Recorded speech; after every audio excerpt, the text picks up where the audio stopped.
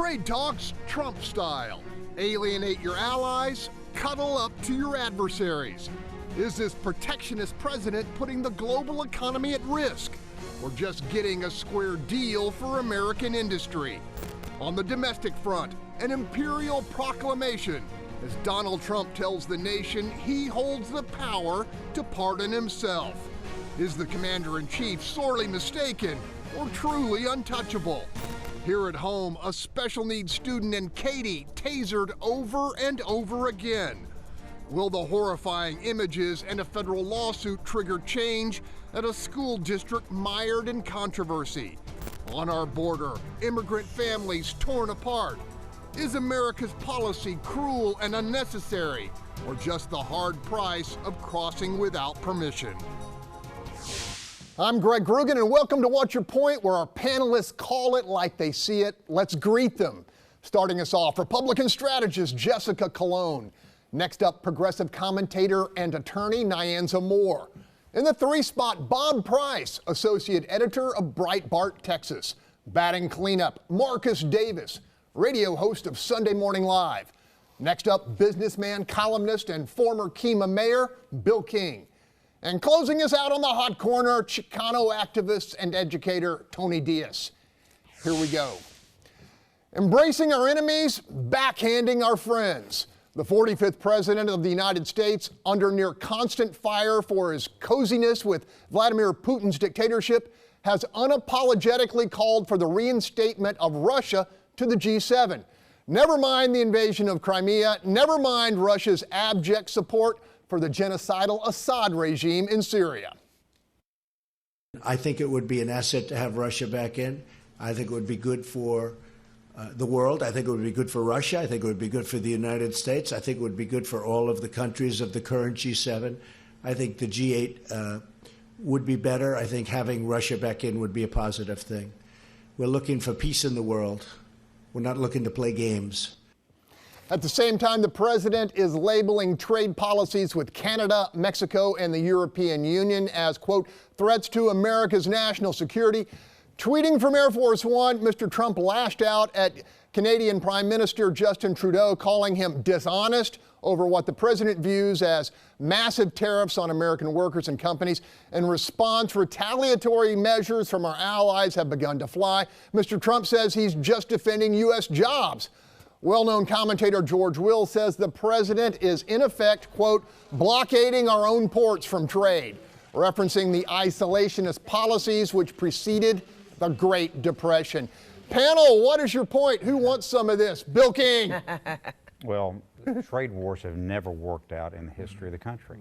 And every time we've tried to go down this path, it's ended up leading to less economic growth. And we have a lot of things going on good in the economy right now, and this is just an unforced error on the president's part to get into this trade war. Somehow he thinks that a balance of trade is a bad thing for the United States, and that's never been the case. I think I said last week, the worst trade deficit we ever had was 1984 when we had a 7% GDP growth. This is a completely out of the mainstream economic theory that is not the case, and it's proved by history that it does not work.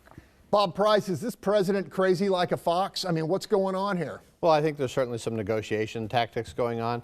The whole thing with Putin is a distraction. It takes people off message and forces them to focus on something that they didn't necessarily even think they wanted to talk about. So there are a lot of sleight of hand things going on while the president is trying to balance the trade deficits out. The fact is that we are at an extreme disadvantage with our trading partners. Canada puts 167% tariff on milk going into Canada. They highly tariff lumber or trees going into Canada. So, you know, for them to cry and say, oh, tariffs are no good, tariffs are no good. Well, Trump said that yesterday, fine, let's do away with all tariffs. Let's, you know, you get rid of yours, we'll get rid of ours, and that's fine. It's a negotiating tactic, just like we've seen him do with some other things around the world, and they work because they're different. They're things that haven't been done before, and what's been done before does not work. Nyanza, you've been in plenty of negotiations. What do you think of what's going on? Here's the issue. I think that the whole stick and move is one thing that Trump's done. But if you're saying that we need tariffs for national security and that you're going to go ahead and impose the tariffs on certain items, then what about ZTE, the communications giant in China, who had over 380 violations, both admitted and alleged, and you have them committing fraud, you have them going ahead and doing trades with Iran, and then illegally shipping telecommunications equipment to North Korea. So if you're worried about national security for the United States and that's why you want to impose tariffs on our allies, then how about imposing the tariffs or at least enforcing the Commerce Department's negotiated settlement with the Chinese telecom company? Instead of giving them $1 billion pass, go ahead and enforce them on China. Why are you now being mean to our friends and being nice to our enemies? Okay, Jessica Colon, counterpoint. Really, at the center of the negotiate with China is exactly what you're talking about, is that ZTE situation. And we've been talking about this for a couple weeks now, that the intelligence that we have been having and being forced to have to give up to China is at the center of this trade conversation. So that really is a cornerstone of this entire negotiation, and it is extrapolating itself with other countries around the world. And there is no reason that we should be operating at the type of deficits that we are, and we shouldn't be holding other countries accountable when they're doing the same to us. Can't wait to hear what Tony has to say on this. The Republican Party has been turned completely upside down, because what I remember is Ronald Reagan praising democratic nations and condemning dictators. The Republican president is now extolling dictators, thugs who rule countries. And I want to remind folks of something, especially Trump supporters. Right now, Donald Trump is praising these thug leaders who are dictators. You may have the president of Turkey, Erdogan, thug. Putin, thug. Kim Jong Un, thug. And here's the problem. Our president has praised them. The reason we're more powerful and have a better economy is because we are a free-thinking society. So what I want people to remember is that the very thing he's praising will be the undoing, if you don't want to go high, go low, of our pocketbooks. Okay, hold on. I got to introduce another topic. I'm going to come to Marcus first up. Meantime, in an unprecedented interpretation of presidential power, the commander-in-chief says he retains the authority to pardon himself of any wrongdoing. I'm not above the law. I never want anybody to be above the law. But the pardons are a very positive thing for a president. I think you see the way I'm using them.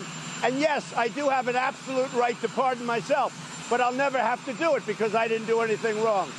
Okay, hubris aside, legal scholars seem to be split on this issue, although founding father James Madison wrote, quote, "No man is allowed to be a judge in his own cause because his interests would certainly bias his judgment and not improbably corrupt his integrity." Marcus Davis. The idea of whether President Trump has the ability to pardon himself is one argument. The idea that we're having this discussion about a president and his ability to pardon himself is a completely different subject. Why are we even having this discussion? It is completely absurd that we have drifted down this moral dilemma where we are discussing whether or not this president is worthy or legally right for pardoning himself. And we're not talking about that. We're talking about whether it's legal or not. We need to ask ourselves whether it's moral or not in this nation where we've come to this dismal point. We've watched his actions. We've watched his behavior. We've watched people defend his behavior. Every single week we come up with some new reason to defend his actions. Never in a million years will we have defended any other president that decided that they would go to bat for Russia going into the G7 after they had interfered in our election, as our federal government has already said. Never in a million years will we have talked about bringing Russia back into the fold after they have not atoned for the occupation of Crimea. I don't understand why we think it's okay to continue to approve and to defend these actions. We've defended the actions from getting off the bus, giving advice on how to grab women by their crotch, and now we're defending his actions of saying that Russia should be included in a place that they were kicked out of for doing dirty deals. Got about 30 seconds. Go. Let's discuss why we're discussing it. And it's because of the witch hunt investigation of Robert Mueller and this ongoing. Let's bring it to a close. There is no new evidence, as we've consistently seen with committee after report after committee report. Why not just wait till let her finish real quick. Go ahead. What are we looking for? We still don't know. They say there's damning evidence that's coming forward. Where is it? That, Okay, that doesn't speak to anything having to do with can you pardon yourself. Yes, it does. If you are That's a criminal, why we're talking about stop cutting me off. If you're a criminal and you pardon That's why yourself, doesn't that go ahead and negate the very ability to pardon someone? Is because you are worthy of unleashing a pardon because you are not guilty. So you pardon others. You don't pardon yourself. If you're a felon, you don't even get the right to vote. So once we have a felon for a president and he pardons himself, does that mean all felons who've been released from prison can now vote for the president?